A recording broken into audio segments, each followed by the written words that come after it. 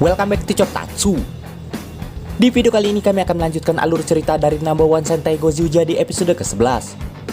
Di episode sebelumnya diceritakan Osa yang otaknya dicuci oleh pasukan Buraidan untuk dapat mengendalikan Black Daijujin dan dimanfaatkan untuk merebut Sentai Ring para Gozyuja. Namun berkat kerjasama para Gozyu, akhirnya rencana itu berhasil digagalkan. Sebelum kita ke alur ceritanya, kami tak bosan-bosannya mengingatkan kalau video ini mengandung full spoiler. Baiklah, tanpa berlama-lama lagi, inilah kisah selengkapnya. 変身変身変身変身変身変身変身変身変身変身変身変身変身大変身変身変身変身変身変身変身変身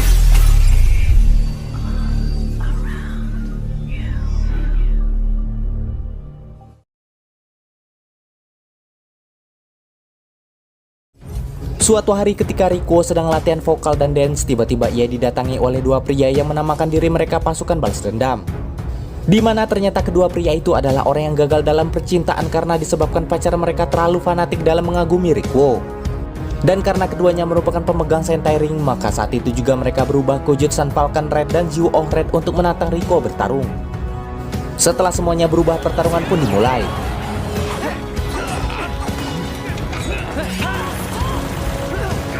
Namun sayangnya kedua Sentai Red itu dengan mudah dikalahkan sehingga Sentai Ring mereka akhirnya menjadi milik Rikuo. Sementara saat Rikuo pergi, seorang pria misterius memperhatikannya dari kejauhan.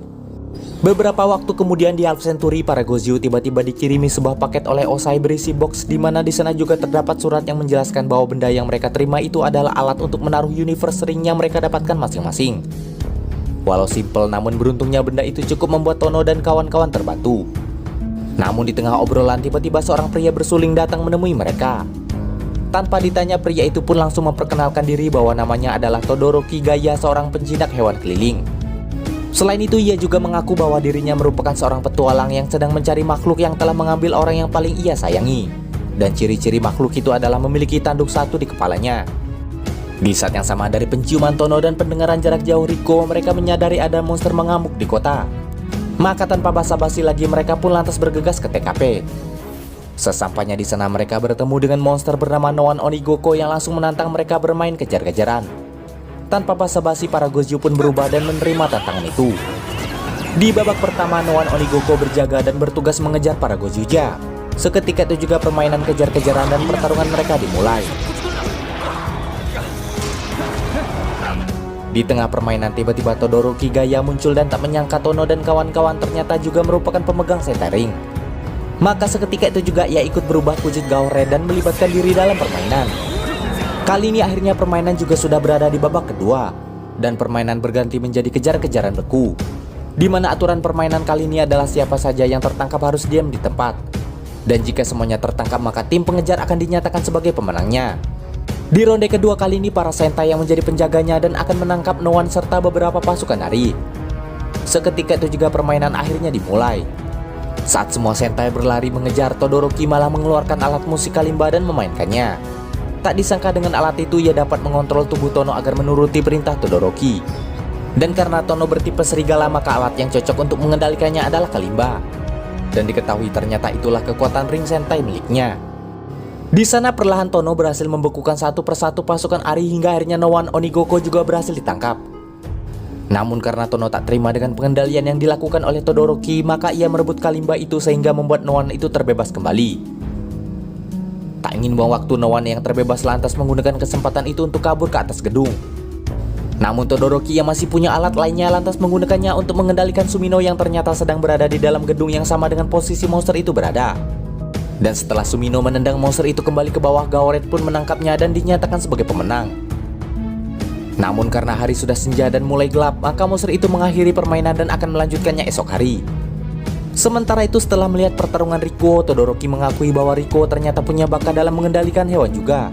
Namun karena Riko tak berniat bergabung dengannya, maka Todoroki berencana untuk merebut ring Sentai-nya esok hari. Diketahui ternyata Noan Onigoko sebelumnya ternyata berbeda dengan Noan-Noan sebelumnya.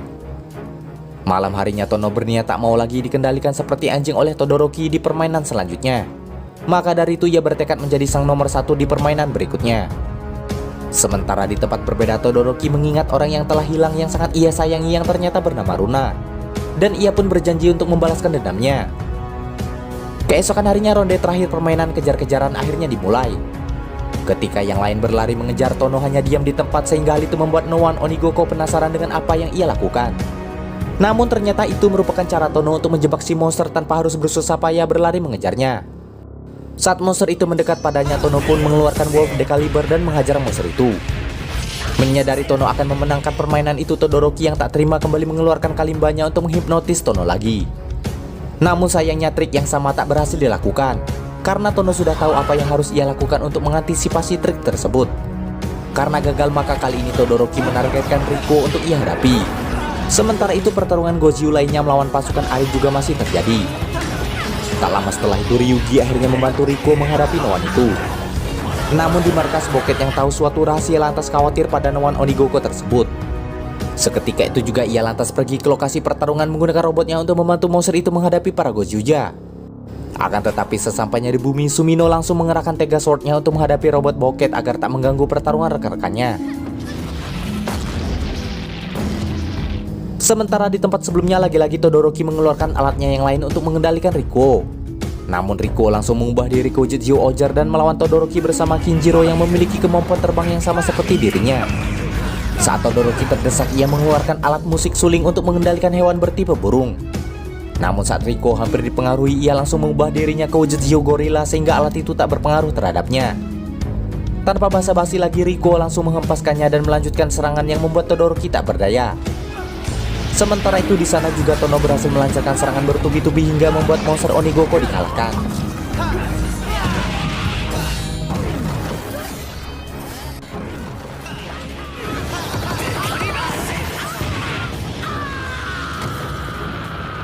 Ketika monster itu meledak, tak disangka ternyata yang dihancurkan Tono sebelumnya hanyalah cangkang. Karena saat itu juga wujud sebenarnya dari No One itu terungkap. Dan ketika melihatnya, Todoroki pun sontak terkejut. Karena ternyata makhluk bertanduk satu yang ia cari selama ini ternyata adalah monster itu. Ia yang sangat marah lantas berlari untuk melawannya dan meminta agar Runa dikembalikan, lalu film pun selesai.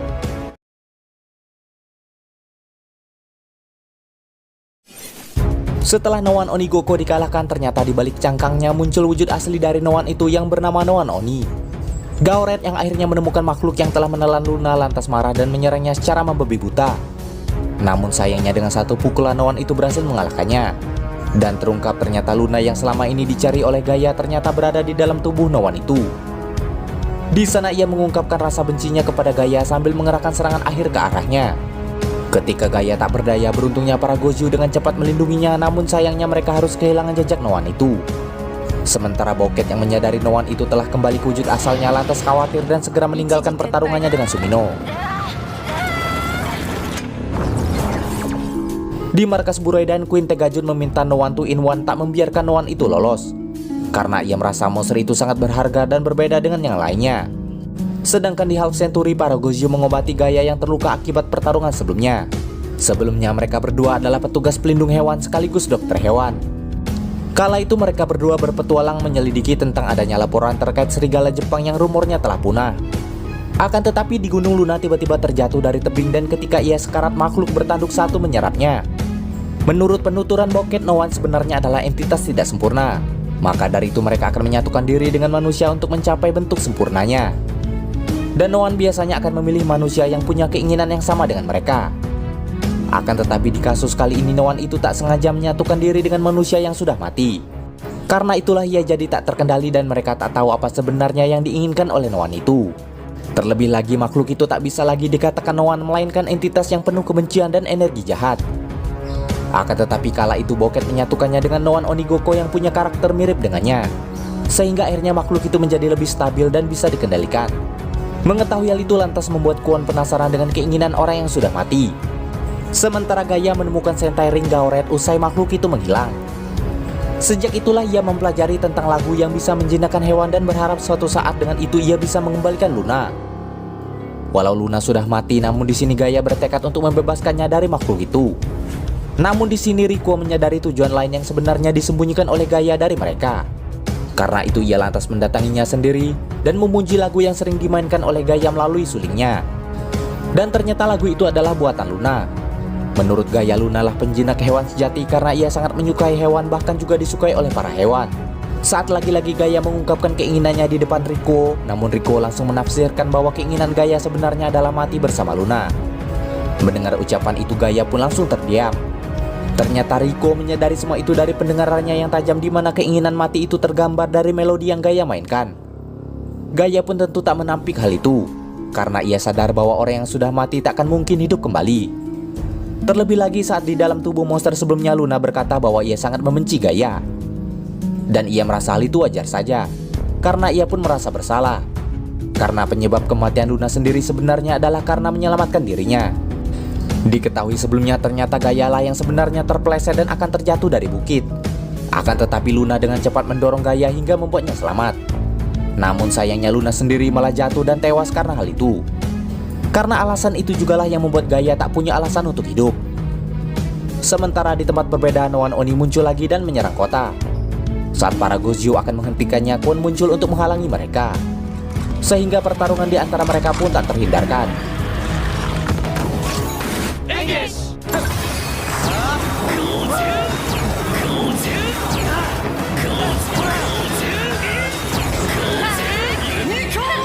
Selagi mereka menghadapi pasukan Kwon, Gaia juga masuk ke medan pertempuran untuk menghadapi Noan Oni demi membebaskan Luna.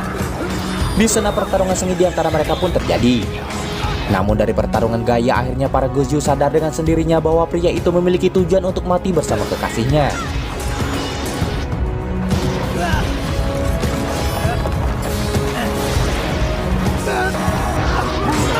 Dan di sana Rico mendengar sesuatu yang tak diketahui oleh siapapun yang diucapkan oleh Luna.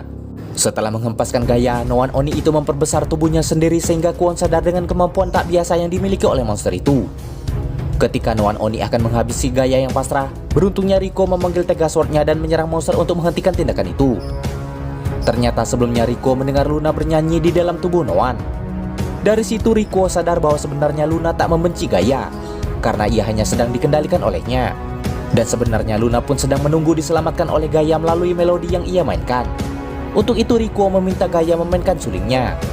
Setelah melodi dimainkan, Gao King pun bangkit dan bertarung bersama Tegasword. Untuk membantu Rico, Tono meminjamkan Deka Claw-nya sehingga senjata itu menjadi bagian dari Tegasword.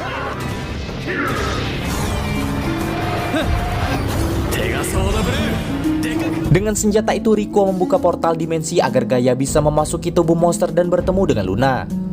Dan setelah menemui kekasihnya itu, akhirnya Gaia sadar bahwa ternyata Luna memintanya tetap hidup karena ia menganggap perpisahan itu hanyalah sementara. Setelah meyakinkan hati Gaia, pertarungan pun berlanjut. Dan dengan kerjasama Rico dan Gaia, akhirnya Noan Oni itu berhasil dikalahkan. Usai pertarungan, Gaia menemui para Gozyo dan memberikan sentai ringnya kepada Rico karena mengaku sudah tak membutuhkannya lagi. Sementara ia akan melanjutkan mengembara, lalu film pun selesai.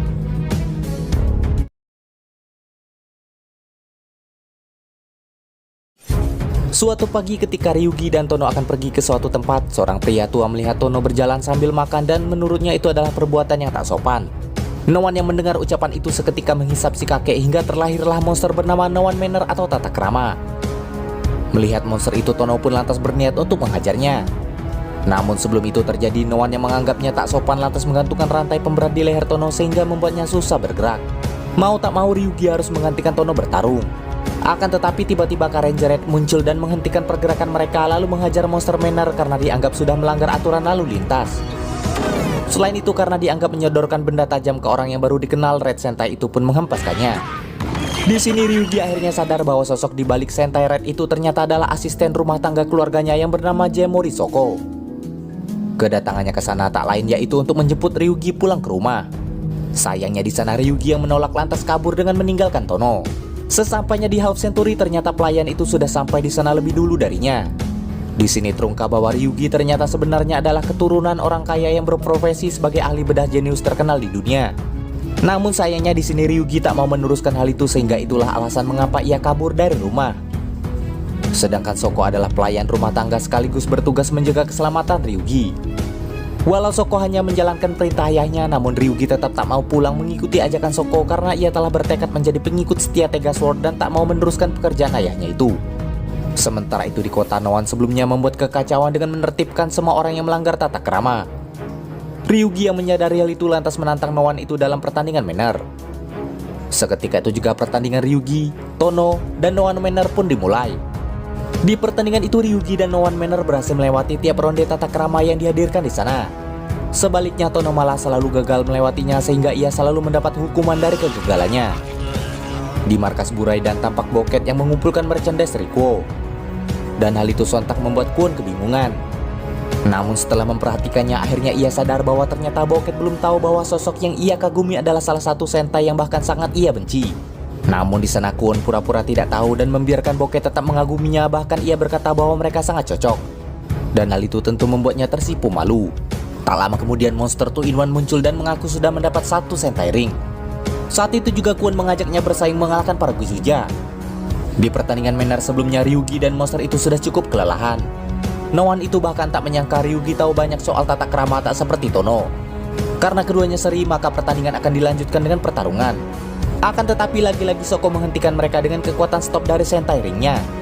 Seketika itu juga ia mengambil alih pertarungan demi melindungi Ryugi dan kemudian berubah menjadi Karenja Red untuk memulai pertarungan. Walau sempat unggul akan tetapi sayangnya di pertarungan itu ia dengan mudah dikalahkan oleh Noan itu. Karena itu mau tak mau Ryugi harus menggantikannya melanjutkan pertandingan sebelumnya.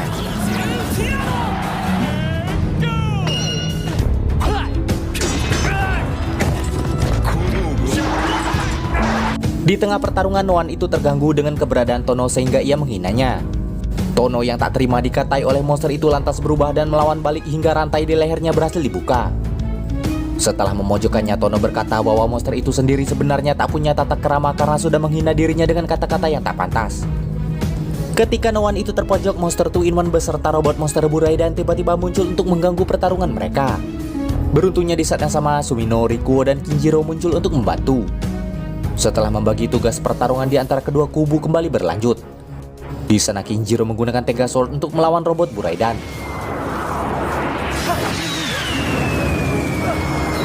Sementara Riko dan Sumino bekerja sama menghadapi Monster 2-in-1. Dan di sana sentai ring yang monster itu miliki juga berhasil direbut oleh Sumino. Ketika Riko akan menghabisi Monster 2-in-1 yang terpojok itu menggunakan Hakujuken Gauret, sayangnya serangan itu berhasil dikonter oleh Garyudo yang tiba-tiba muncul. Sementara itu Kinjiro yang dibuat marah oleh monster helper legendaris lantas mengerahkan serangan pamungkasnya hingga robot monster itu berhasil dikalahkan.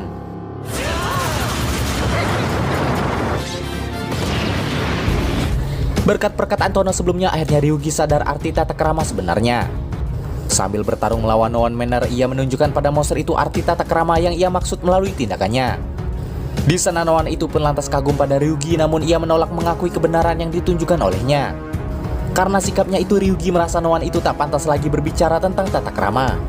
Seketika itu juga Ryugi menggunakan kekuatannya untuk memisahkan sang kakek di dalam tubuh monster itu lalu menghabisi Noan Manner saat itu juga menggunakan Tyranno Hammer-nya.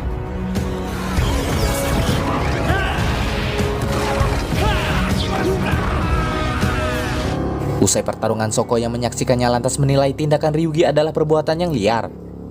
Terlebih lagi Ryugi tetap menolak untuk pulang ke rumah.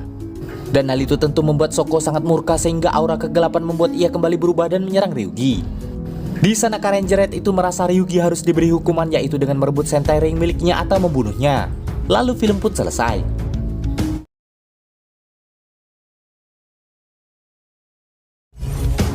Setelah penolakan Ryugi sebelumnya, para Goju kebingungan melihat perubahan karakter Shoko yang sangat berbeda dari sebelumnya. Bahkan kekacauan yang ia buat di kota menjadi deadline di berita. Di sini mereka pun tak mengerti apa yang tiba-tiba membuat Shoko seperti itu. Tak lama kemudian Tega Sword merasuki tubuh Saori dan berkata bahwa itu kemungkinan disebabkan karena kekuatan Karenja yang mengamuk sampai membuat Shoko hilang kendali. Dan hal itu adalah pertama kalinya yang terjadi. Dan tak lama kemudian karena panggilan Aoi akhirnya Saori pun tersadar kembali.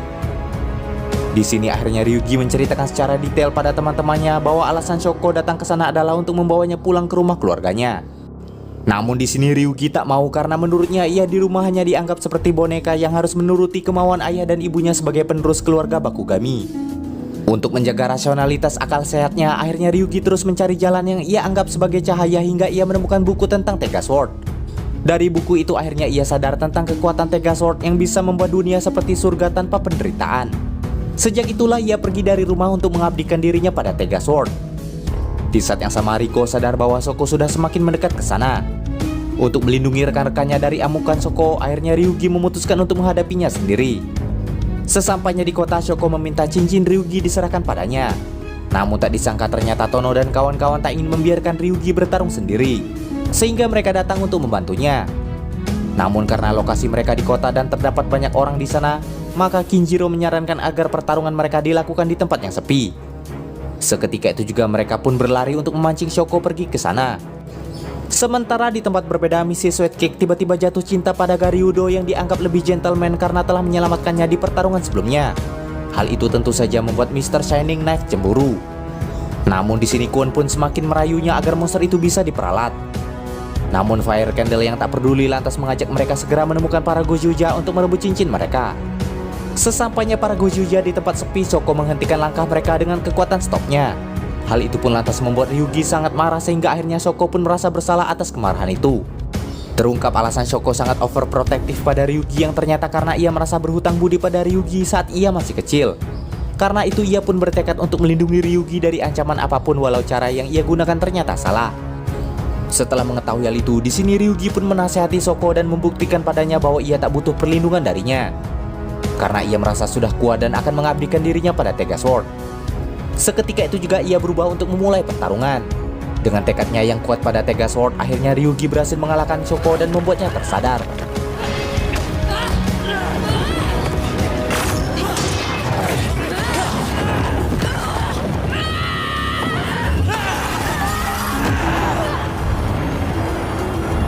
Sementara di saat yang sama, Fire Candle dan anggota Burai dan lainnya juga sampai di sana.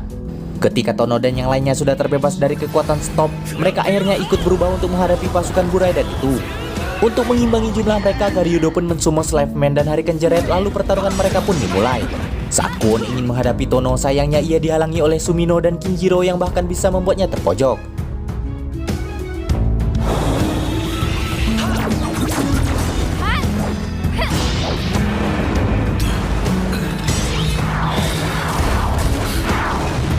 Menyadari tak akan menang, Garyudo lantas memanfaatkan monster 2-in-1 sebagai tameng lalu ia sendiri kabur. Sehingga dari perlakuan itu Mrs. Sweatcake sadar bahwa Garyudo adalah orang yang licik. Sehingga akhirnya ia kembali pada Mr. Shining Knife dan mengubah diri menjadi raksasa. Ketika monster itu akan menyerang Ryugi dan Shoko, dengan cepat Ryugi memanggil Tega Sword-nya dan mengajak Shoko masuk ke dalamnya. Di sana serangan demi serangan dilancarkan Tega Sword, namun monster 2-in-1 itu membuat tubuh mereka lebih besar lagi untuk menginjak Ryugi dan Shoko yang ada di dalam Tega Sword.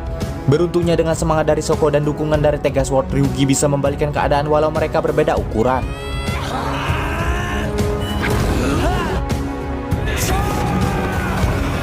Dengan serangan pamungkasnya, tak lama kemudian monster 2-in-1 itu berhasil dikalahkan.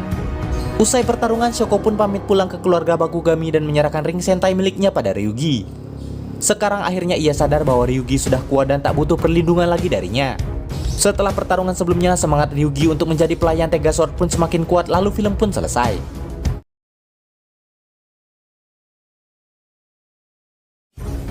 Di suatu pagi tampak Boket yang sangat bahagia sementara Fire Candle tak bersemangat. Hal itu ternyata karena Fire Candle merasa bulan Juni adalah musim kelembapan yang merupakan musuh besar api seperti dirinya. Di saat yang sama, tiba-tiba Kwon datang memberikan beberapa ring sentai yang telah ia dapatkan pada Tega Jun. Dengan datangnya bulan Juni dan keberadaan cincin itu, maka Tega Jun merasa itu adalah waktu yang tepat untuk memulai ritual untuk membangkitkan kekuatan yang lebih besar. Dan untuk memulai ritual, maka Fire Candle, Boket, dan monster 2-in-1 diperintahkan mencari 3 harta suci sebagai syarat untuk memulai ritual itu. Awalnya Boket merasa masih terlalu cepat untuk memulai ritual, mengingat Tega Jun sendiri belum memiliki pilot yang ia percaya untuk mengendalikannya. Ternyata karena hal itulah selama ini para Noan bersaing untuk menjadi nomor 1 agar dapat menjadi pilot dari Tega Jun. Namun karena sampai saat ini mereka tak juga menemukan orang yang tepat, maka akhirnya Kwon mengajukan diri untuk menjadi pilot dari robot itu. Dan Tega Jun pun setuju akan hal itu. Dengan berbekal alat detektor dari Tega Jun, akhirnya mereka pun berpencar untuk mencarinya. Di sini Fire Candle pergi ke tempat Tono dan Sumino untuk mencari lilin pemberkatan yang tersembunyi di tempat kerja Tono.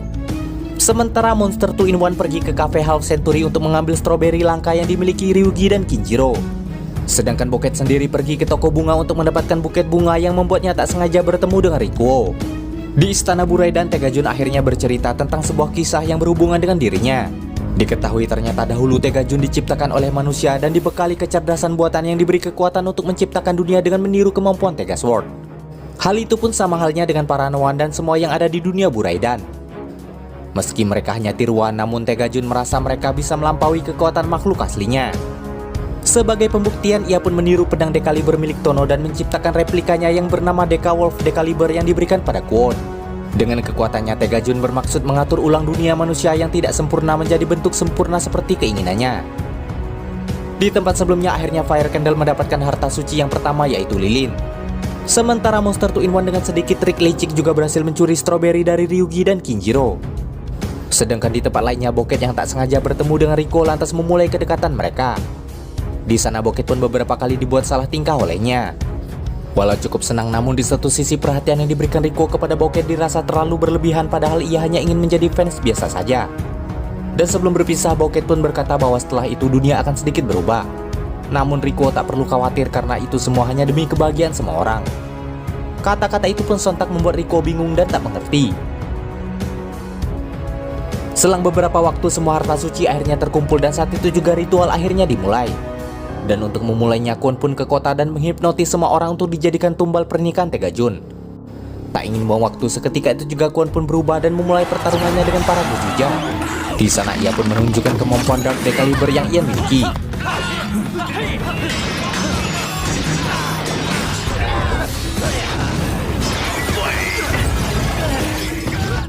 Saat para Gojuja berhasil dibawa terpojok, maka Garyudo pun memanggil Tegajun ke bumi dengan menyerap energi warga yang sebelumnya telah dihipnotis.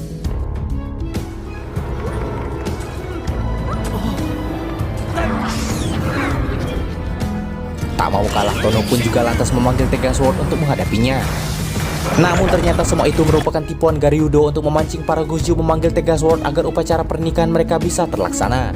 Sebelum bertarung, Tegasword pun memperingatkan Tono terkait pernikahan itu, di mana jika hal itu terjadi maka kemungkinan dunia akan hancur.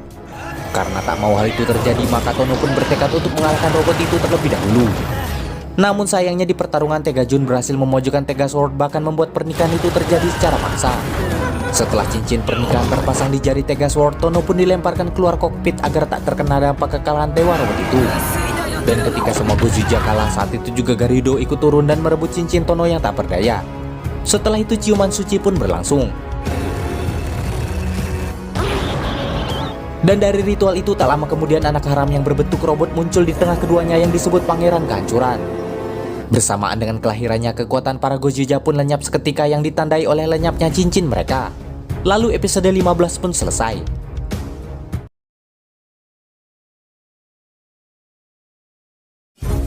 Setelah dunia teriset kembali akibat pernikahan kedua robot dewa itu, suatu pagi diperlihatkan Tono yang kembali bekerja di toko swalayan seperti di episode 1 sebelumnya. Ia yang tak pernah ramah pada pelanggan pun sempat ditegur oleh atasannya. Tak lama kemudian seorang perampok muncul dan Tono berusaha untuk menghadapinya. Namun tak seperti episode 1 sebelumnya, di sini tiba-tiba seorang pemuda berjubah putih muncul ingin memberikan sejumlah uang pada perampok itu. Akan tetapi karena perampok itu menolak, maka pria itu pun menghajarnya lalu mentraktir semua pengunjung di sana menggunakan uangnya. Ia pun juga memberikan es pada si perampok dan memintanya untuk bertobat. Sebelum pergi dari toko, ia pun memperkenalkan diri bahwa namanya adalah Kumade Mashiro, sang dewa Kumade. Di saat yang sama, ia juga memberikan bil pada Tono sebagai biaya pertolongan yang ia berikan. Tono yang tak terima atas hal itu lantas mengejarnya keluar toko. Namun di sana pria itu menyebut Tono dengan sebutan anak baru, sehingga hal itu membuat Tono tak mengerti. Di sana Tono protes karena sebenarnya ia tak pernah meminta pertolongannya, dan ia merasa biaya pertolongan yang diberikan oleh pria itu sungguh tidak masuk akal. Maka dari itu Tono tak mau membayarnya. Karena sikapnya itu, Kumade lantas memberikan bonus pada Tono, yaitu dengan membuatnya ingat kembali pada kejadian sebelumnya yang membuat ingatannya menghilang. Setelah menyentuh dahi Tono, seketika itu juga Tono tersadar dan lantas pergi dari sana untuk mencari teman-temannya. Namun ketika Tono mencari kafe, ternyata Half Century sudah berubah menjadi seperti rumah susun kecil di mana di sana terlihat Ryugi, Sumino, Riko, serta Kinjiro yang lupa tentang diri mereka sendiri. Tak berselang lama, Tono ditemui oleh Tegasword yang tak bisa dilihat oleh orang lain. Di sana Tegasword memberitahukan bahwa Tono bisa melihatnya karena hanya cincin miliknya saja yang ada padanya. Dan ia yakin ada seseorang yang berusaha melindungi cincinnya itu. Sementara di markas Buraidan, Kwon dan yang lainnya kebingungan bagaimana bisa dunia manusia masih belum sempurna setelah pangeran penghancur terlahir. Dan ternyata yang membuat ritual mereka gagal sebelumnya adalah karena cincin Pangeran Tega Kena Guru sebelumnya telah dicuri. Di Taman Tega Sword pun juga bingung terkait hal tersebut.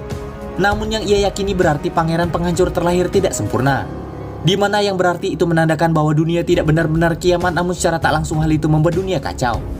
Dan untuk mengembalikannya seperti semula, tak ada cara lain selain Pangeran Tega Kena Guru sendiri yang bisa melakukannya. Di saat yang sama, No One yang pernah mereka kalahkan kembali muncul menyerang warga. Dan Tega Sword berkata bahwa itu bisa terjadi karena efek dari dunia yang kacau itu. Di saat yang sama, Bokit muncul mencari cincin pangeran yang dicuri. Dan ternyata cincin itu kini berada di tangan pria sebelumnya, yaitu Kumade. Namun ketika Bokit akan mengambilnya, Bokit ditembaki oleh Kumade. Ternyata di sini Kumade tak berniat untuk memberikan cincin itu. Secara kebetulan Kumade pun ternyata kenal dengan Tega Sword. Di sini akhirnya terungkap bahwa ternyata Kumade adalah pengguna pertama ring Sentai Gozyo Wolf, yang berarti ia merupakan senior Tono. Jadi wajar saja sebelumnya ia menyebut Tono dengan sebutan anak baru. Secara tak langsung informasi itu memberitahukan bahwa sebelumnya Kumade dan Tega Sword lah yang telah menyelamatkan dunia dari kehancuran setelah ia menjadi sang nomor 1 di dunia. Karena rasa memiliki akan dunia itu juga, Kumade tak rela jika ada orang lain yang merusaknya. Maka dari itu ia bertekad untuk mengubah dunia. Seketika itu juga ia berubah wujud Gozyo Polar untuk menghadapi dua No One yang muncul di sana.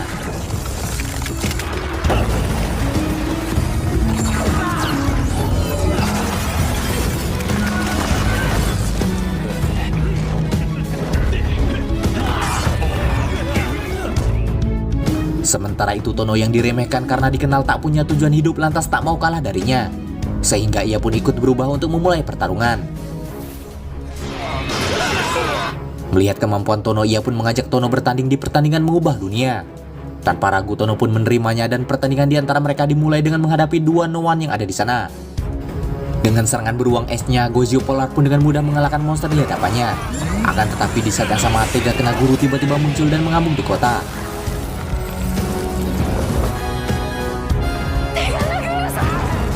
Ia bahkan menyakiti dirinya sendiri karena tak mengerti arti dan tujuannya dilahirkan. Saat Tono berusaha menghentikan amukannya, ia pun kesulitan. Sehingga di sini Gozyo Polar ambil alih pertarungan menghadapi robot beruang raksasa itu. Tak disangka kekuatannya sangat besar sehingga dengan satu tinjuan ia bisa menghentikan pukulan dari Tega Kena Guru. Saat robot itu lengah, Kumade masuk ke alam bawah sadarnya dan mencoba berkomunikasi langsung dengannya. Di sana Tega Kena Guru mengaku bahwa sebagai pangeran kehancuran ia masih tak mengerti tentang salah dan benar. Maka dari itu Kumade menawarkan diri untuk mengajarkan robot itu tentang dunia serta hal baik dan buruk. Bahkan Kumade juga berniat menjadi dewanya agar robot itu tak tersesat. Setelah setuju dengan tawaran Kumade, pria itu lantas mengubah nama robot itu dari Tega Kena Guru menjadi Godeburn. Dengan nama itu keduanya akhirnya menjalin kontrak sebagai partner dan memulai kerjasama mereka. Mulai saat itu juga Godeburn membuang nama lamanya. Namun tentu saja para Buraidan tak akan membiarkan hal itu terjadi.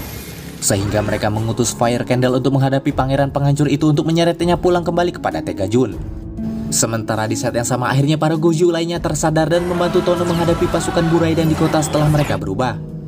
Di tengah kota, Fire Candle dan Kumade memulai pertarungan tinju mereka.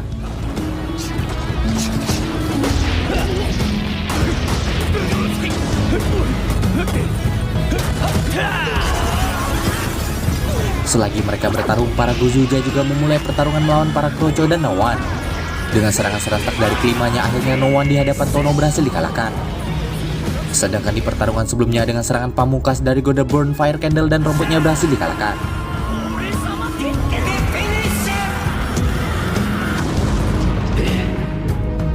Usai pertarungan, Kumade menemui para Gozyo memberitahukan tujuannya berada di sana. Di mana tujuan kemunculannya bukanlah untuk merebut ring Sentai seperti mereka, melainkan untuk menjadi dewa baru mengalahkan Tega Sword.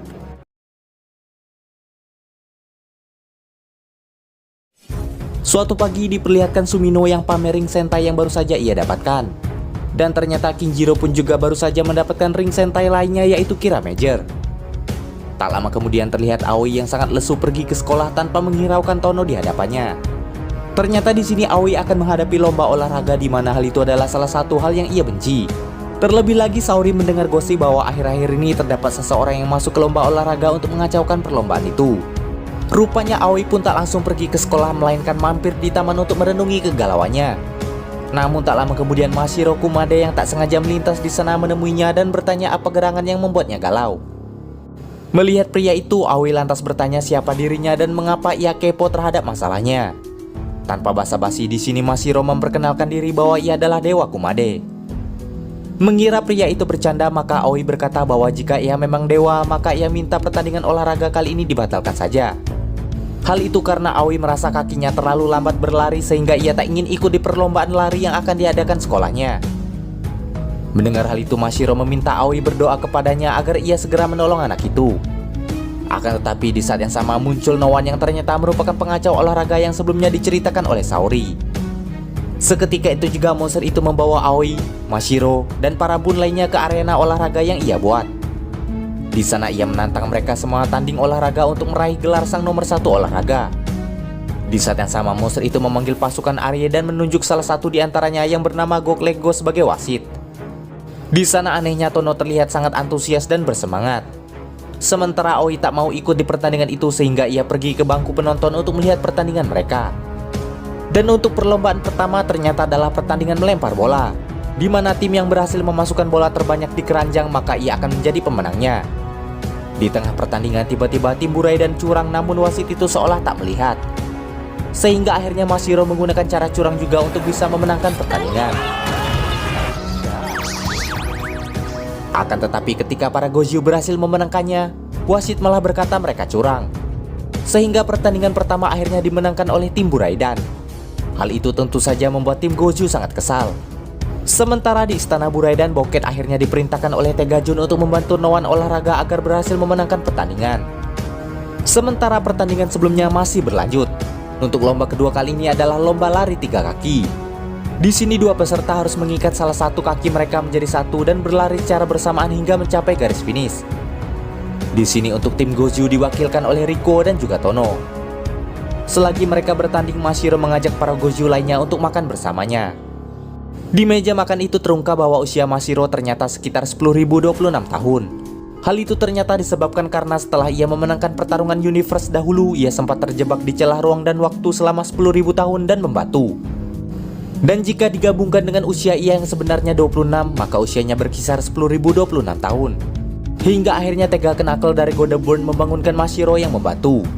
Namun ketika itu Mashiro bingung karena ketika ia kembali ke bumi, dunia masih saja kacau seperti dahulu padahal sebelumnya pertarungan sudah ia menangkan. Karena itulah akhirnya Mashiro memutuskan untuk menjadi dewa mengalahkan Tega Sword agar dapat menciptakan dunia yang damai seperti keinginannya sendiri. Mendengar hal itu tentu saja membuat Ryuki marah karena ia hanya akan mengakui Tega Sword sebagai satu-satunya dewa di bumi. Di pertandingan berlari itu awalnya Riko dan Tono cukup kesulitan karena mereka belum bisa kompak. Namun semangat pantang menyerah dari keduanya akhirnya bisa membuat mereka kompak dan memenangkan pertandingan itu.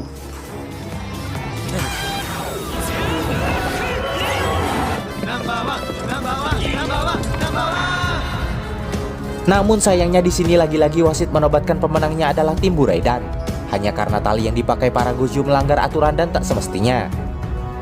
Dari sini mereka akhirnya sadar bahwa wasit ternyata tak adil dan berpihak kepada tim Noan. Dari sana akhirnya Mashiro lantas mendapatkan ide.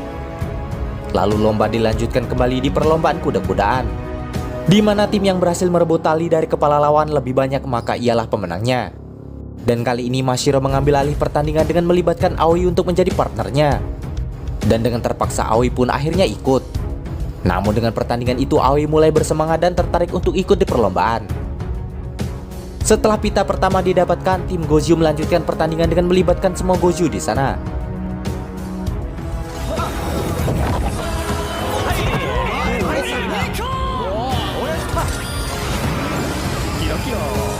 Dan dengan kerjasama mereka semua, tali yang tersisa akhirnya berhasil didapatkan dan mereka langsung dinyatakan sebagai pemenang.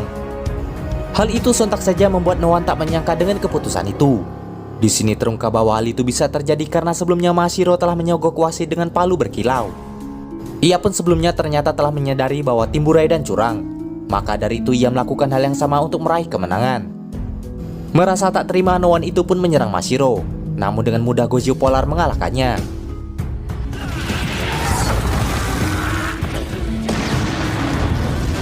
Akan tetapi tak lama kemudian Boket dan robotnya muncul memarahi Goklego serta memintanya ikut bertarung menghadapi para Goju.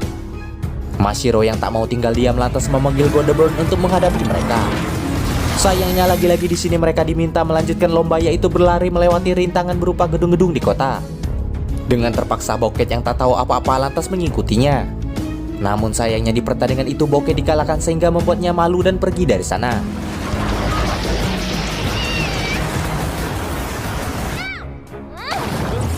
Menyadari hal itu, Gok Lego pun panik.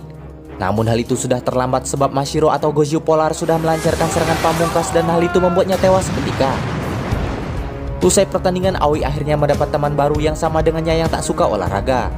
Sehingga mereka memutuskan untuk latihan bersama dan film pun selesai.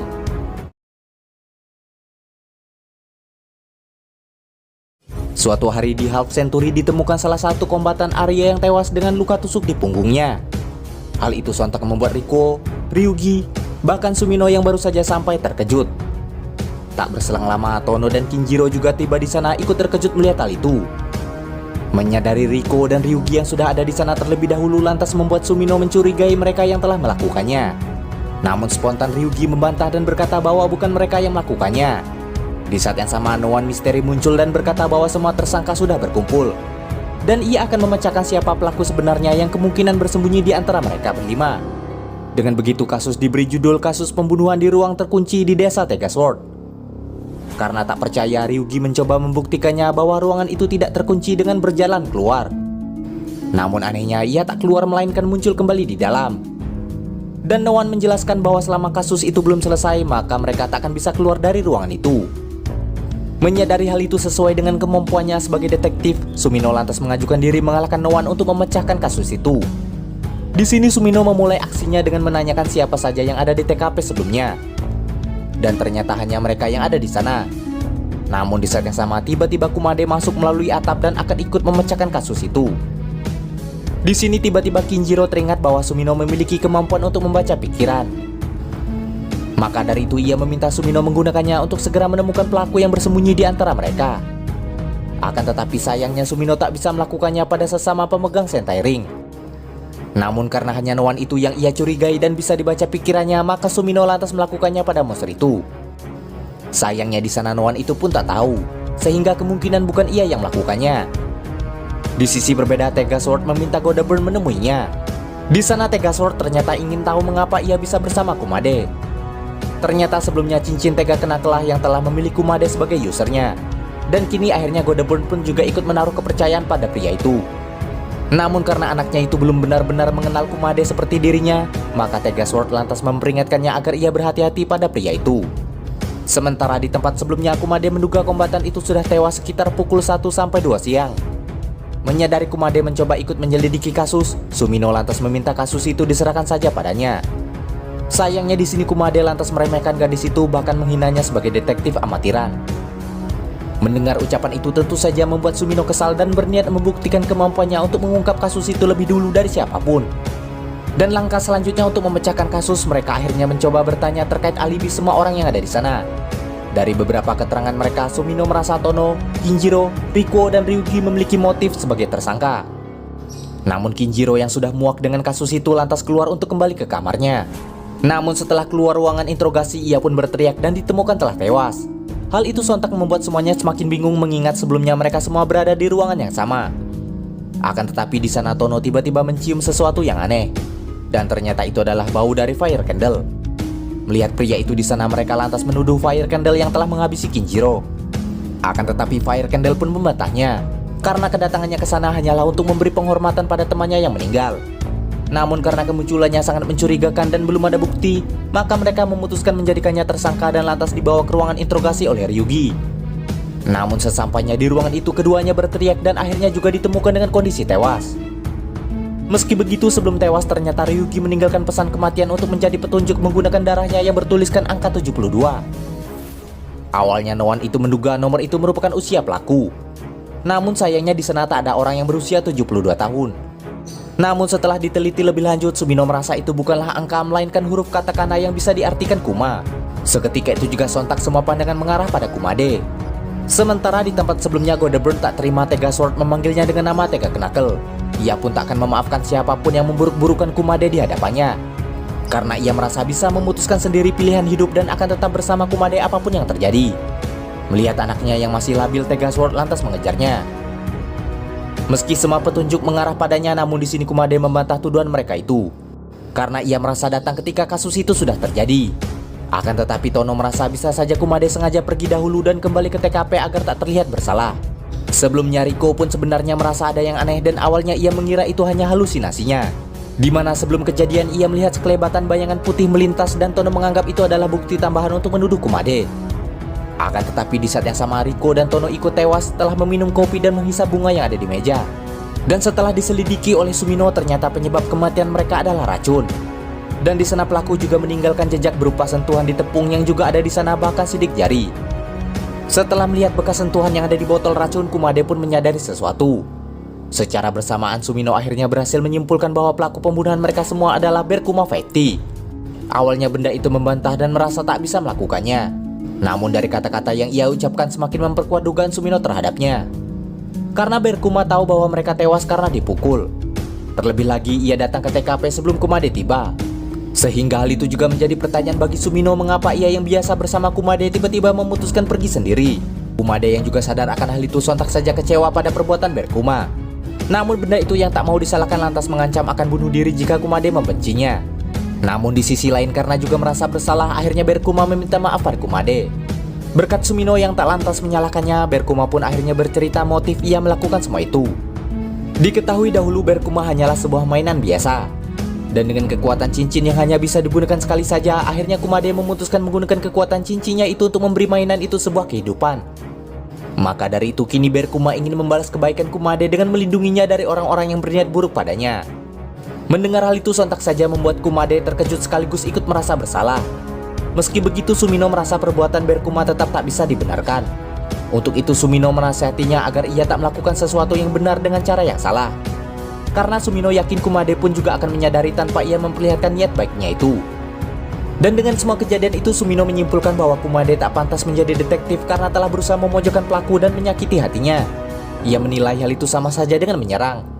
Karena detektif seharusnya bisa memahami dan menyelidiki latar belakang mengapa pelaku melakukannya. Dengan begitu akhirnya pertandingan itu dimenangkan oleh Sumino. Usai misteri itu terpecahkan, Noan mengembalikan kondisi semuanya seperti saat dimana para Goju dan semua yang tewas hidup kembali.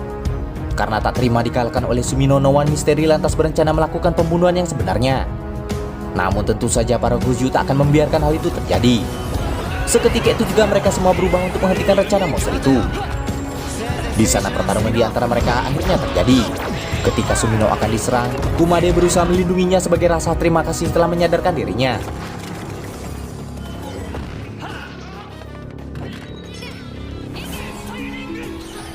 Sementara untuk mengalahkan Noan Misteri, Sumino menggunakan Ring Sentai God Red. Dengan kekuatan itu Noan Misteri berhasil dikalahkan.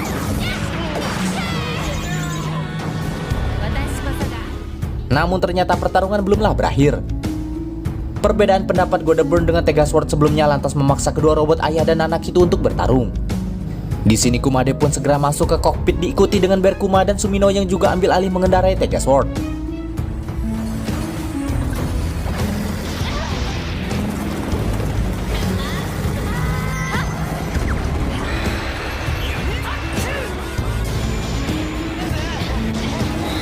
Dan ketika Sumino terdesak, Tono ambil alih kokpit dan melanjutkan pertarungan.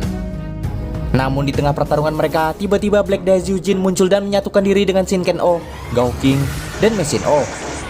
Dengan kekuatan gabungan itu Tegasword dan Godeburn berhasil dibuat terpojok. Lalu film pun selesai.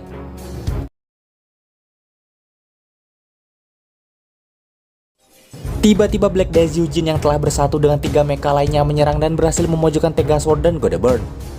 Sehingga di sana Kumade memutuskan untuk mundur terlebih dahulu. Sementara Tono yang setuju dengan hal itu lantas ikut kabur bersama Kumade dengan menumpang di atas Berkuma.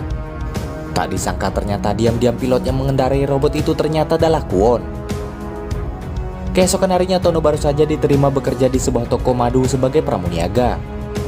Namun di tengah pekerjaannya Tono masih bertanya-tanya tentang siapa sebenarnya orang yang mengendalikan Black Daisy sebelumnya. Di tengah lamunannya itu Kumade yang kebetulan juga sedang berbelanja di sana lantas menegur Tono dan meminta rekomendasi madu padanya. Sayangnya di sana Tono malah bersikap acuh sehingga itu membuat Kumade yang sangat menggilai madu sedikit kesal pada Tono. Karena itu juga Kumade lantas mengejeknya dan bertanya apa sebenarnya keinginan Tono. Mendengar pertanyaan itu lantas tak sengaja mengingatkan Tono pada wanita yang dahulu pernah melarangnya untuk memiliki keinginan. Secara kebetulan kepala toko datang menyapa Kumade yang ternyata merupakan pelanggan tetap toko itu. Karena sikap Tono sebelumnya kepada Kumade, kepala toko pun lantas memecat Tono di hari itu juga. Di perjalanan pulang, Tono yang kesal tiba-tiba ditemui oleh wanita yang pernah melarangnya memiliki keinginan, dan ternyata wanita itu bernama Mine. Menyadari ia akhirnya berhasil keluar dari dunia Noan, sontak membuat Tono terkejut. Saat itu juga Tono lantas segera mengajaknya mengopi di Half Century. Di sana Mine bercerita bahwa ia baru saja berhasil keluar dari dunia Noan. Namun Tono sedikit aneh sekaligus kagum karena wajah Mine tak mengalami perubahan sejak terakhir mereka bertemu di dunia itu. Padahal kali itu Mine yang telah dewasa bertemu dengan Tono saat Tono masih kecil. Melihat sikap mereka berdua lantas membuat Sumino, Riko, dan Kinjiro penasaran terkait hubungan mereka.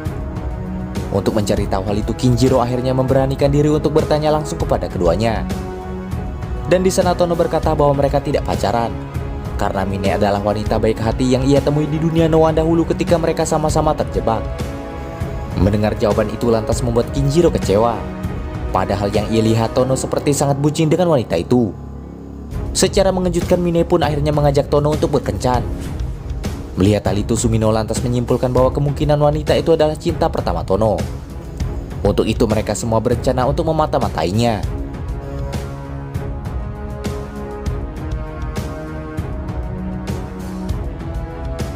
Sementara di tempat berbeda, Kumade menikmati madu yang baru saja ia beli bersama Berkuma. Namun tiba-tiba Kwon muncul menyerangnya. Beruntungnya Kumade dengan mudah menangkis serangannya itu dan menebak bahwa pilot dari Black Daizujin sebelumnya adalah Kwon. Karena prediksinya benar, Kwon pun memuji kemampuan analisa Kumade. Namun kedatangan Kwon ke sana sebenarnya ternyata adalah karena ia ingin meminta tolong pada Kumade untuk berhenti mengumpulkan ring sentai. Sesampainya di taman, Tono kebingungan terkait apa yang orang lakukan ketika berkencan. Mine yang menyadari itu lantas mengajak Tono untuk bermain badminton. Namun Sumino dan kawan-kawan yang memata-matai mereka merasa kegiatan itu tidak romantis ataupun seru. Sehingga di sini lagi-lagi Kinjiro ikut campur dengan maksud membuat kencan mereka agar lebih seru. Namun kehadiran mereka di sana malah membuat Tono merasa terganggu. Bahkan ketika Mine ingin mengatakan sesuatu yang serius pada Tono, Riko pun malah memberinya kode agar Tono langsung menyatakan cintanya. Namun karena lagi-lagi merasa terganggu, maka Tono pun lantas membawa Mine lari menjauh dari teman-temannya ke pantai. Di tempat sebelumnya, Kumade merasa Kwon terlihat sedikit panik. Dan ia ternyata sudah tahu bahwa yang membuat Kwon cemas adalah luka yang ada di punggungnya yang jika dibiarkan maka akan semakin berbahaya. Menyadari rahasianya diketahui sontak membuat Kwon terkejut sekaligus marah pada Kumade. Kumade beralasan bahwa ia mengetahui itu semua karena ia adalah dewa. Kumade pun tahu bahwa sebenarnya Kwon selalu dihantui rasa takut dan diam-diam ia hanya bisa berharap pada Tono. Walau terkadang harapan itu juga malah membuat Kwon menderita. Kebenaran yang diucapkan Kumade itu sontak membuat Kwon semakin marah sehingga ia berubah dan menantangnya bertarung. Tanpa basa-basi Kumade melayaninya dan pertarungan di antara keduanya pun tak terhindarkan. Hingga berakhir ketika keduanya saling mencuri ring sentai satu sama lain. Namun sebelum pergi, Kwon berkata bahwa ia akan membuat malaikat kecilnya menjadi malaikat jatuh. Hal itu sontak membuat Kumade bertanya-tanya terkait apa sebenarnya yang direncanakan oleh pria itu. Sedangkan sesampainya di pantai, Mine mengaku bahagia berkencan dengan Tono. Terlebih lagi kini Tono punya teman-teman yang baik. Saat itu juga ia mengajak Tono memakan bekal yang sudah ia buat sebelumnya. Namun di sisi lain, Sumino dan kawan-kawan ternyata masih saja membuntuti Tono. Di tengah suasana hangat mereka, akhirnya Mine melanjutkan pembicaraan serius yang sebelumnya sempat terpotong akibat gangguan dari teman-temannya. Namun ketika Mine akan mengatakannya, tiba-tiba Mine ditembak oleh Kwon dari kejauhan.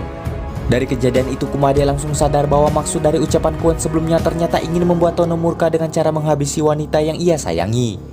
Dan hal itu sontak membuatnya ikut kesal.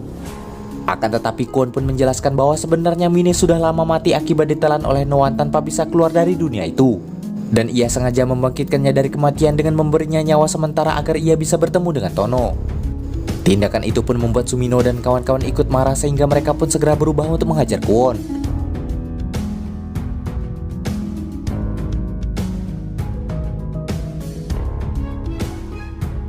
Sementara dalam keadaan sekarat, Mine berkata bahwa sebenarnya ia sudah tahu bahwa dirinya sudah mati.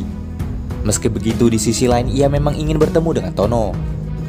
Karena sebenarnya yang ingin ia katakan sedari tadi bahwa ia menyesal pernah meminta Tono membuang keinginannya. Karena hal itu sebenarnya Mine ucapkan hanya untuk melindungi Tono ketika di dunia Noan. Sebab dengan membuang keinginan maka Noan tak akan memakannya. Akan tetapi karena kini Tono sudah berhasil keluar dari dunia itu, maka Mine meminta Tono berjanji untuk menemukan apa yang ia inginkan. Setelah janji di antara mereka dibuat, perlahan tubuh Mine pun lenyap. Sementara Kumade yang ikut kesal dengan perbuatan Kwon lantas menawarkan Tono kerjasama. Namun di sana Tono tiba-tiba memakan semua bekal yang tersisa serta meminum madu Kumade untuk mengendalikan emosinya. Setelah semuanya habis, Tono berkata bahwa ia takkan pernah mengakui dewa dan akan mengatasi semua masalahnya sendiri walau harus jatuh dan kehilangan berkali-kali. Melihat sikap Tono itu, akhirnya Kumade sadar alasan Tega Sword memilih Tono sebagai penerusnya. Di pertarungan sebelumnya, Kwon memanggil 3 Sentai untuk membantunya menghadapi para Goju. Tono yang juga sampai di sana lantas segera membantu mereka dengan menghadapi Kwon. Kwon pun sempat terkejut karena ternyata Tono tak jatuh ke dalam kesedihan setelah wanitanya dihabisi. Bahkan sebaliknya, hal itu malah membuat Tono semakin bersemangat untuk membuktikan janjinya pada Mine. Walau sempat terdesak beberapa kali, namun dengan semangat bertarungnya Tono berhasil membalikkan keadaan. Kwon yang mulai merasa terancam lantas kembali memanggil Black Daijujin. Sementara Tono yang tak mau kalah juga memanggil Tega Sword. Secara tak diduga di sana Godeburn muncul dan berniat membantu Tono meski Tono tak memintanya. Seketika itu juga kedua robot itu gatai ke wujud Tega Sword Whitebird. Dengan gabungan keduanya, kekuatan mereka sontak meningkat drastis. Dan berkat kerjasama keduanya juga, Black Daijujin berhasil dikalahkan oleh serangan Tega Sword Heartbreaker.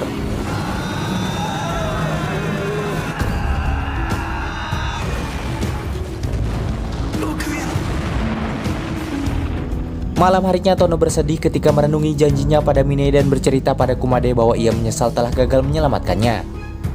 Namun di sana Kumade menenangkan Tono dengan berkata bahwa Mine sedang tersenyum di alam sana. Ia tahu terkait hal itu karena ia adalah dewa. Untuk itu ia meminta Tono untuk tetap bersemangat. Sikapnya itu cukup membuat Tono terhibur dan sedikit lega. Dan dari sana ikatan pertemanan di antara mereka akhirnya mulai terhubung. Lalu episode 19 pun selesai.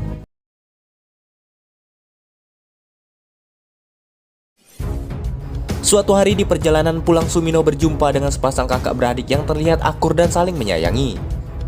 Karena hal itu ia lantas teringat dengan adiknya yang hilang yaitu Ichikawa Oto. Namun tak berselang lama sesosok Noan muncul menyerang kota. Tanpa basa-basi, Sumino pun berubah untuk menghadapinya. Tak lama kemudian Tono dan para Goju lainnya menyusul Sumino untuk membantunya. Sayangnya di tengah pertarungan, monster Gyaru itu mengubah penampilan Riko dan Kinjiro menjadi aneh. Kemunculannya di sana ternyata bertujuan untuk mengubah orang agar menjadi Gyaru seperti dirinya. Akan tetapi di saat yang sama, tiba-tiba 3 orang gadis berpenampilan nyentrik muncul dan memperkenalkan diri bahwa mereka adalah orang nomor 1 yang paling Gyaru. Di saat itu juga ia berubah ke wujud Shinken Raid untuk melawan Noan Gyaru di hadapannya. Namun sebelum itu, ia yang ternyata telah dinobatkan sebagai putri Gyaru memperkenalkan diri bahwa nama aslinya adalah Ichikawa Oto. Mendengar hal itu sontak membuat Sumino terkejut. Dengan kemampuannya memberi status pada warna lantas membuat putri Gyaru itu dengan mudah mengalahkan pasukan Ari di hadapannya.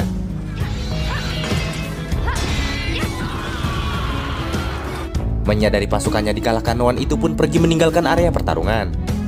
Setelah itu di sana Riko dan Kinjiro kebingungan karena efek kekuatan Noan sebelumnya tidak hilang dari tubuh mereka. Sementara di saat yang sama Sumino lantas mendekati Oto untuk memastikan bahwa gadis itu adalah adiknya. Setelah melihat bukti berupa tai lala di punggungnya, akhirnya Sumino tahu bahwa ternyata gadis itu memanglah adiknya yang selama ini ia cari. Namun sayangnya Oto malah tak mengenali siapa Sumino, bahkan berkata bahwa ia tak punya kakak. Sontak saja hal itu membuat Sumino kecewa. Namun di sana Oto malah mengabaikannya dan menemui para Goju untuk menawarkan latihan menjadi Gyaru agar mereka bisa mengalahkan Noan sebelumnya. Sedangkan di markas Burai dan Boket mempersembahkan 2 ring sentai yang baru saja ia dapatkan kepada Tegajun. Dan hal itu lantas membuatnya mendapat pujian dari pemimpin mereka itu. Sementara Tegajun mengingatkan Fire Candle agar segera mencari ring sentai seperti Boket. Karena selama ini ia belum mendapatkan ring sentai padahal itu merupakan tugas utamanya. Menyadari ia selalu dikalahkan oleh Tono, Fire Candle lantas berpikir bahwa ia butuh kekuatan lebih agar dapat mengalahkan para Gojuja. Di sana ia lantas berencana menemukan ring sentai lainnya untuk ia gunakan sendiri. Sesampainya di Half Century, Sumino masih berusaha menyadarkan adiknya itu bahwa ia adalah kakaknya. Namun ternyata usahanya sia-sia karena Oto bahkan tak peduli karena ia hanya ingin fokus menjadi Gyaru. Melihat sikap adiknya yang berbeda itu lantas membuat Sumino kecewa dan kesal. Namun lagi-lagi Oto mengabaikannya dan lantas memulai melatih para Goju agar dapat menjadi Gyaru yang baik dan benar. Di sana ia menjelaskan bahwa Gyaru adalah sikap yang ditunjukkan melalui penampilan sebagai subculture mode Jepang yang ditandai dengan gaya berpenampilan dan tata rias yang berani dan mencolok. Seperti rambut yang diwarnai dan kulit yang lebih gelap. Istilah ini berasal dari kata bahasa Inggris gal yang merujuk pada gadis-gadis muda yang mengikuti tren mode ini, yang seringkali dianggap sebagai pemberontakan terhadap standar kecantikan Jepang tradisional. Usai latihan, lagi-lagi Sumino mendekati Oto untuk mencari tahu apa sebenarnya yang mengubah adiknya menjadi seperti itu. Namun di sana Oto berkata bahwa itu bukan urusan Sumino. Jawaban itu tentu saja membuat Sumino semakin kecewa dan sakit hati, sehingga ia tak mau tahu lagi dan segera pergi dari sana karena ia menilai Oto yang ia kenal tak memiliki sikap seperti itu. Saat Oto memberi minum kepada Tono dan kawan-kawan, ia tak sengaja hampir menjatuhkan ring sentainya. Dan di sana ia bercerita bahwa jika ring sentai itu sampai jatuh, maka kemungkinan ia tak akan sadarkan diri seperti sebelumnya. Lebih jelasnya, Oto bercerita bahwa ketika kecil ia pernah mengalami kecelakaan yang membuatnya koma cukup lama. Namun berkat cincin itu, ia akhirnya bisa terbangun lagi. Sumino yang tak sengaja mendengar pembicaraan itu sontak terkejut sekaligus menyadari bahwa kemungkinan cincin itulah yang mengubah sikap dan perilaku adiknya. Meski begitu, ternyata di balik sikapnya yang cuek pada Sumino, Oto pun cukup perhatian padanya yang ia tunjukkan dengan memberikan minum yang ia titipkan pada Riko. Bahkan karena itu di sana Riko pun memuji sikap humble yang dimiliki oleh adiknya itu. Meski begitu, namun Sumino merasa bersalah sekaligus dendam pada pria bermata abu-abu yang diduga menculik adiknya dahulu. Mendengar cerita itu sontak membuat Riko terkejut, mengingat dahulu Riko juga pernah memiliki mata seperti itu sebelum ia mengubahnya seperti saat ini. Tak berselang lama, Noan Gyaru muncul kembali. Para Goju dan Oto akhirnya bersatu untuk menunjukkan siapa yang paling Gyaru di antara mereka. Setelah berubah, pertarungan memperebutkan si nomor 1 paling Gyaru pun dimulai. Sayangnya di perlombaan yang diadakan ternyata para Goju masih kurang Gyaru, bahkan Kumade yang juga ikut berhasil dibuat terpojok oleh Noan itu. Di saat yang sama, Surf Mega yang merupakan pacar dari Noan itu muncul bersama robotnya. Namun pertarungan mereka masih berlanjut hingga akhirnya Sumino muncul. Di sana Sumino yang sudah paham situasinya lantas mengubah penampilan untuk menarik perhatian Oto adiknya. Di sana ternyata Sumino telah sadar bahwa Oto hanya ingin menikmati hidup sebagai Gyaru. Karena itu juga ia rela mengubah penampilan agar bisa dekat lagi dengannya. Seketika itu juga Sumino berubah dan bekerja sama dengan adiknya menghadapi Noan itu. Namun karena pertarungan mereka diganggu oleh Surf Mega, Tono akhirnya memanggil Tega Sword dan lantas menyatukannya kembali dengan Golden Burn menjadi Tega Sword White Burn untuk menghadapinya. Sayangnya ternyata robot Surf Mega memiliki perisai yang bisa memantulkan apapun sehingga serangan White Burn tak berpengaruh terhadapnya. Menyadari hal itu, Kumade pun lantas putar otak dan memutuskan untuk menyerangnya dengan jarak dekat. Dengan cara itu akhirnya robot monster itu berhasil dikalahkan. Dan secara bersamaan para Goju beserta Oto dan juga Sumino juga berhasil mengalahkan Noan di hadapan mereka. Berkat kerjasama mereka sebelumnya, akhirnya Oto dan Sumino menjadi akrab. Namun ternyata pertarungan belumlah berakhir. Di sana tiba-tiba Fire Candle muncul dan menyerang Sumino dan Oto. Ternyata kedatangannya ke sana untuk merebut ring sentai milik Oto. Setelah berhasil merebutnya, Fire Candle pun berubah menggunakan ring sentai itu ke wujud Shinken Red. Sementara Oto kembali koma seperti sebelumnya dan film pun selesai. Demikianlah alur cerita number 1 Sentai Gozyuja kali ini. Jangan lupa like, komen, subscribe, dan nyalakan loncengnya agar tak ketinggalan video terbaru dari kami.